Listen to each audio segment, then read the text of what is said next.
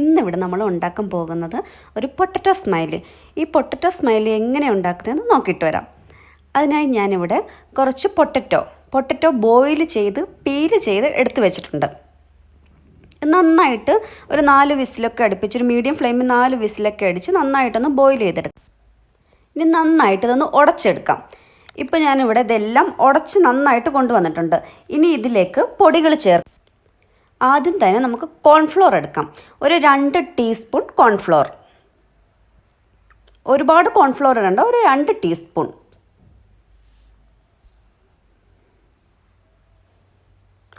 എന്നിട്ട് bread crumbs ഒരു 4 teaspoon bread crumbs. ഇത് ഞാൻ വീട്ടിൽ തന്നെ പൊടിച്ച ബ്രെഡ് ക്രംസ് ഒരു 4 ടീസ്പൂൺ.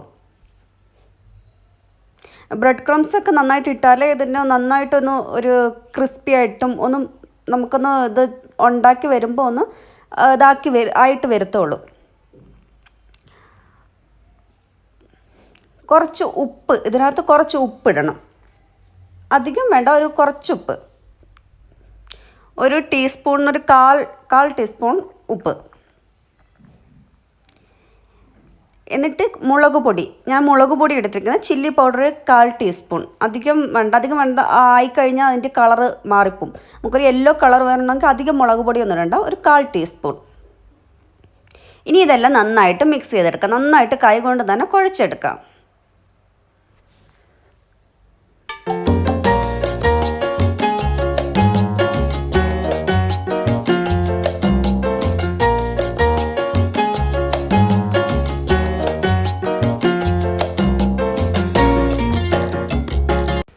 ഇപ്പോൾ ഇവിടെ എല്ലാം കുഴച്ചെടുത്ത് കൊണ്ടുവന്നിട്ടുണ്ട്. ഇനി ഇതൊരു അരമണിക്കൂർ മാറ്റി വയ്ക്കാം. ഇതൊരു അരമണിക്കൂറിന് ശേഷം നമുക്ക് ഈ കൗണ്ടർ ടോപ്പിലിട്ട് ഒതുക്കി പരത്തിയെടുക്കാം. ഇല്ലെങ്കിൽ നമുക്കിവിടെ ചപ്പാത്തിയുടെ പലകയില്ലേ, അതിനകത്തിട്ട് പരത്തിയെടുക്കാം. ഞാനിവിടെ ചപ്പാത്തിയുടെ പലകയാണ് എടുത്തിരിക്കുന്നത്. അതിലേക്ക് നമുക്ക് പരത്തിയെടുക്കാം. ഇതിൻ്റെ ഒരു പോർഷൻ എടുത്തിട്ട് ഒരു റഫായിട്ട് പരത്താം. ഒരു മാക്സിമം തിക്നെസ് വേണം. നമ്മൾ കടയിൽ നിന്നൊക്കെ മേടിക്കുന്ന പൊട്ടറ്റോ സ്മൈലിക്ക് ഒരു തിക്നെസ് ഇല്ലേ, ആ ഒരു തിക്നെസ് വരുന്ന രീതിയിൽ നമുക്കിതൊന്ന് പരത്തിയെടുക്കാം. ആദ്യം ഒന്ന് റഫായിട്ട് പരത്താം. അതിനുശേഷം കയ്യിൽ കുറച്ച് എണ്ണ തടവണം. എണ്ണ തടവിയതിന് ശേഷം ഏതെങ്കിലും ഒരു ഓയിൽ, വെളിച്ചെണ്ണ അല്ലാതെ ഏതെങ്കിലും ഒരു ഓയിൽ തടവിയതിന് ശേഷം മേളിലൊന്ന് പുരട്ടി കൊടുക്കാം. ഇതൊന്ന് പുരട്ടി കൊടുത്ത് ഇതൊരു സ്ക്വയർ ഷേപ്പിലാക്കാം നമുക്ക്. അപ്പോൾ കട്ട് ചെയ്യാൻ നല്ല ഈസി ആയിരിക്കും. ഒരു സ്ക്വയർ ഷേപ്പിലാക്കി കട്ട് ചെയ്തെടുക്കാം. മേളിൽ നന്നായിട്ട് എണ്ണ തടവിയെടുക്കാം.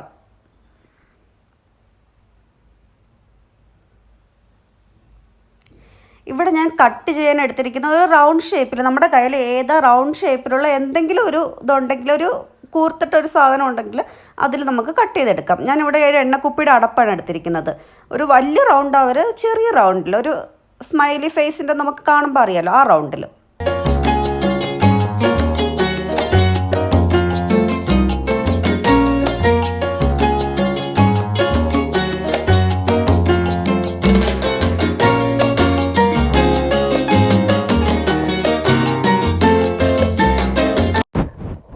ബാക്കി വരുന്ന മാവ് നമ്മൾ ഇനി അടുത്ത പാർട്ട് ഉണ്ടാക്കുമ്പോൾ അതിലേക്ക് നമ്മൾ വീണ്ടും കുഴച്ചിട്ട് വീണ്ടും ഇതുപോലെ ആക്കും.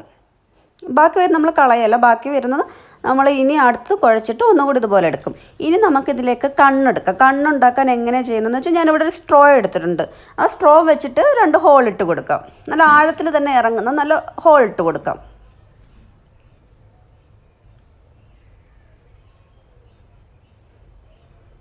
ഇത് നന്നായിട്ട് ഹോള് വീഴണം. ഇല്ലാന്നുണ്ടെങ്കിൽ നമ്മൾ ഫ്രൈ ചെയ്യുമ്പം ആ കണ്ണ് മൂടിപ്പോവും, കണ്ണായിട്ട് വരില്ല. നല്ല ആഴത്തിൽ തന്നെ 2 ഹോൾ ഇട്ട് കൊടുക്കുക. എല്ലാം ഇതുപോലെ നമുക്ക് ചെയ്യാം.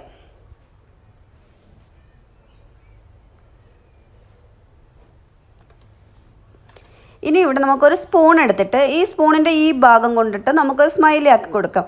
ഈ ഭാഗം ഏത് സ്പൂൺ, ഈ സ്പൂൺ എന്നല്ല, ഇതുപോലുള്ള ഒരു സ്പൂൺ, ഏത് സ്പൂണായാലും എടുത്തിട്ട് അതൊന്ന് ആഴത്തിൽ നമുക്കൊരു സ്മൈലി ആക്കി ഇട്ട് കൊടുക്കാം. ഈ കാണുന്ന പോലെ സെയിം ഇതുപോലെ നമുക്ക് എല്ലാം ചെയ്യാം.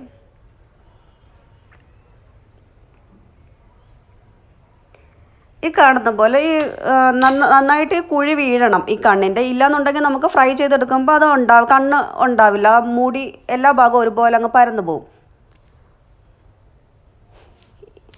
ഇനി ഇതെല്ലാം ആക്കിയതിന് ശേഷം നമുക്ക് കുറച്ച് നേരം ഫ്രീസറിൽ വെച്ചിട്ട് ഫ്രൈ ചെയ്തെടുക്കുമ്പോൾ ഇത് നന്നായിട്ട് വരും. കുറേ നേരം ഞാൻ ഇത് രാവിലെ ഉണ്ടാക്കിയിട്ട് വൈകുന്നേരമാണ് ഫ്രൈ ചെയ്തെടുത്തത്. ഇപ്പോൾ എണ്ണ ചൂടാക്കിയിട്ട് നമുക്കിത് ഓരോ സ്മൈലി നമുക്കിതിലിട്ട് കൊടുക്കാം. നമുക്കിതിൽ ഏതെങ്കിലും ഗ്രീൻ ഹെർബ് വേണമെങ്കിൽ ഇട്ട് കൊടുക്കാം കേട്ടോ. ഒരു ടേസ്റ്റ് റെസ്റ്റോറൻറ്റിലൊക്കെ കിട്ടുന്ന ഒരു ടേസ്റ്റ് കിട്ടും. ഞാൻ ഇട്ട് കൊടുത്തിട്ടുണ്ട്, ഞാൻ വിട്ടുപോയി അത് പറയാൻ. ഇനി ഇതെല്ലാം ഫ്രൈ ചെയ്തെടുക്കാം.